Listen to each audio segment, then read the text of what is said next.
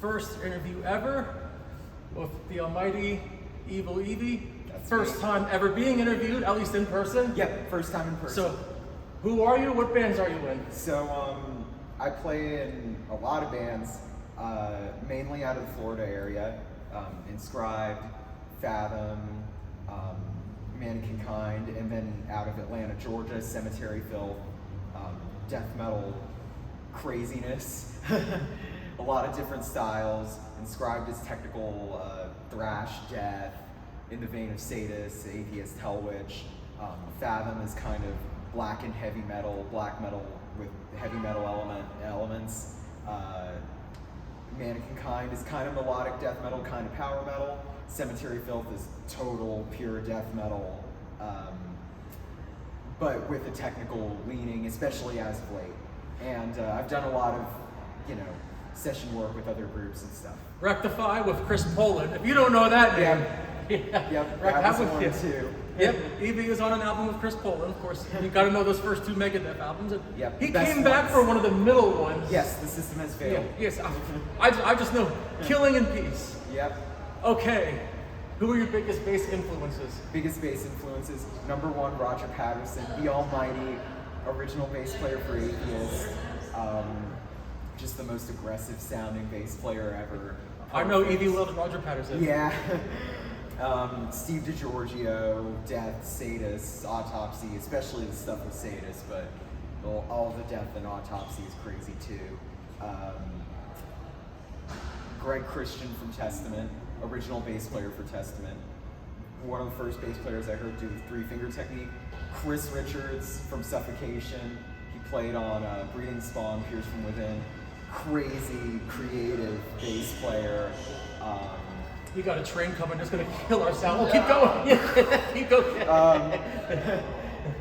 Alex Webster, Steve Harris. I mean, the list can go on and on, but those are first ones that come to mind. So you said Suffocation. Do you like every album, or do you have a cutoff? I kind of, sort of have a cutoff. I mean, I don't think any of it's bad, but I think when they broke up, that's kind of when it changed. When Doug Cerrito was out of the picture, and So I think really from Human Waste to Despise the Sun is really. I'll agree. Run. But then Souls to Deny is still really. That's cool. the first comeback. Yeah, and out of the other ones, I mean, I like Pinnacle of Bedlam. It's got some cool moments. 2013. Yeah, they had Cole Ross on drums. They had the original guitarist back from like yeah, with before time out. Yeah. Maybe they can still hear with the train. Yeah, it'll go straight through us anyways. Okay, so Evie's played tonight with Faethom. Of course, Faethom. Faethom. No, I'm glad. Thank you. The one and only Faethom. Hey, video Faethom. on my channel from 2013 and 14. Yeah. So after Faethom, I just hope we're getting this. Okay, after Faethom is Hellwitch. Now everybody loves the first album. Can you make a case for Omnipotent Convocation and Annihilational Intercession? Are the people missing out that only listen to the debut? Yeah, people are missing out. Like, I think they're one of the most consistent bands. The only problem is that there's not like 5 more albums. I agree. I wish there was a few between each of those, because there's really long gaps. But Omnipotent is really unique. There's been points in my life where that was kind of my favorite one. It's got a lot of interesting melody. Def cover. I think they might be playing a lot of that stuff tonight, actually. Evie might have the inside scoop. A little bit. I saw Soundcheck. Annihilational Intercession is like my favorite album of the 2020s. Probably. I'm pretty sure. There's like that one and like one other that might be there. But yeah, I mean, it's perfect. From start to finish, it's a modern classic. So Hellwitch does no wrong. Well, that kind of feeds into you said the best album of the 2020s. I was wondering, what's your top 5 favorite albums of all time? Top 5 of all time, wow. I know. Can you get out with the 5? I'm gonna just kind of stick with the metal, because, there's all kinds of other stuff, but I'll stick with the metal. Atheist Piece of Time, easily. I knew that. Hellwitch, Syzygial Miscreancy, just one of a kind. Let's see. Overkill, The Years of Decay. Skull Crusher. Yeah, I love that song, yeah. Sadist, like I've been saying Swallowed in Black for so long, but right now suddenly I have the inclination to say A Vision of Misery. So I think I might go with Sadist, A Vision of Misery. And number 5, gosh, I'm like trying to. Dark Angel, Darkness Descends. There you go. Yeah. That's a good one. Yeah. Do you think We Have Arrived hangs with Darkness Descends? Or? I really like it. I like the original lineup the best. With Don Doty on vocals. I think he's just the most aggressive. He's killer. And yeah, it's a little slower. It's more primitive, but it is dark. It is real Dark Angel for me. So I'm going to push Evie with this one, because I know Evie loves Malevolent Creation. 13 albums, least favorite to favorite. Can you do it? All 13? I know Evie's a big fan, so I had to push the 13th Beast. Weakest link? Yeah. Understandable. It's cool, but it's a little, it's kind of different from the others. 12, Invidious Dominion. That one just doesn't gel with me like the rest. 11, In Cold Blood. I love that one, but they're all good. I love it. I love it. I know. There's, I don't know. Maybe I think it's the production. The mix isn't the best. Then 10 would be. I'd go with War Cult. I really like. There's a point where I love that one, but lately I don't listen to that one that much. Then probably Dead Man's Path, which is a good send-off for Brett's era, Then 8 would be The Will to Kill, which I think is a real, that's a really special album, kind of. If I went back over to it, I might put it like all the way at the top, or towards the top. Then Doomsday X.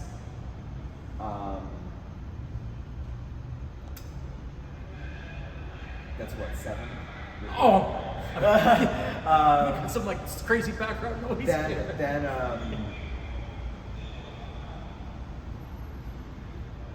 Eternal. Stillborn. And then top 4. Are we already there? Am I missing something?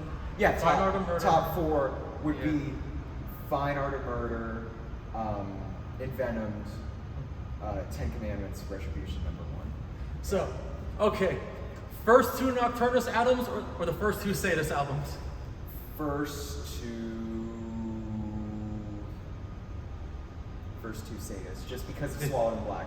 Nocturnus, I actually think the Key and Thresholds are a little closer in my love for them than Illusions and Swallowed in Black, but Swallowed in Black, just because that's there, it's all the way up there. So, okay. Suffocation, Human Waste versus Malevolent Creation's 1987 demo. Human Waste. Human Waste? Human Waste, yeah. Okay. Best versions of all those songs. Do you have a cutoff with Cynic or everything? Everything they put out? Kindly Bent to Free Us is a little not my favorite. It's a little different from the others, but it's still cool. Everything else before and after, perfect. Like total. I have few complaints. Cutoff of Morbid Angel. This one's a doozy because I have opinions on this one. I know Everyone really hates that I've known Evie for 3 years, so these are questions I already kind of know the answers to. Yeah, you do. Abominations, which I count as an album. Abominations is an album. Evie loves Mike Browning. Yeah. Altars and half of Blessed are good. I can't do Covenant and Domination. Unfortunately, I just can't. There's like one song on Covenant I really like, Pain Divine. That's a cool song, but I just can't do it. So really, I'm gonna go Altars, Abominations, and then Formulas is where they really come Steve back. Tucker, yeah. Yeah, and it's furious, it's fast, it's crazy. I'm a big fan of that album. Then after that, so I guess I'd say the early stuff and Formulas. And then the real cutoff point is like Gateways and Onward. So Evie's playing soon. We're gonna wrap it up, but I got something, and I want this on. I hope you can't see. Trust me, I wear glasses. Of course, I can't see. So I got. It's a bootleg. The Ravage demo comp. Whoa, Yeah. It's cool. a boot. Boots are best. Hell's headbangers. Awesome. And Cynic demo comp. Like I said, Whoa! yeah. I've always wanted this one. This 91 demo is my favorite Cynic release. Thank you. We're not done. You're probably gonna run out of places for holding. Yeah, I'll set them back down. Yeah, because I'm gonna have to like haul ass over. And Yeah. Cynic refocus. Nice. I know you don't have that. Very interesting remix, actually. I really like how the bass or how the guitars sound on this one. It's a little clearer, more separate. Hell yeah. This is my first interview ever. I had to make it memorable. I thought, so. Me smiling about technical So death metal. I already gave you the 2024 version of this. This is the 2025, the Coke bottle. Whoa. Yeah, the Coke bottle green, limited to 100, Nuclear War Now Prime. The greatest album of all time, maybe, kind of, sort of, top 2. Right? And, Thank you. okay, here, we'll speed run these three.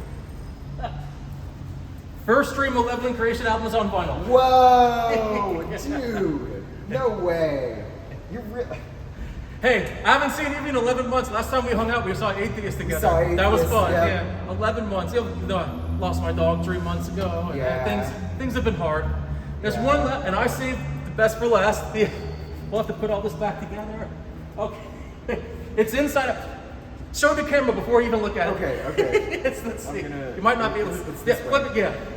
Okay. What is it? Turn it around I and don't look. know. Oh, the greatest. It's a Roger Patterson shirt. You know what's funny? I'm gonna be playing the same exact model of bass he plays in this photo. Wait, is it the Warlock or it is the Warlock actually? So I play the Agonist, but So I bought this for Evie 11 months ago off an indie merch store. I haven't seen Evie since. It's not even on there anymore. Okay, they're about to play, so we're gonna wrap this up. Interview number 1, that's a wrap. Okay. thank you as always.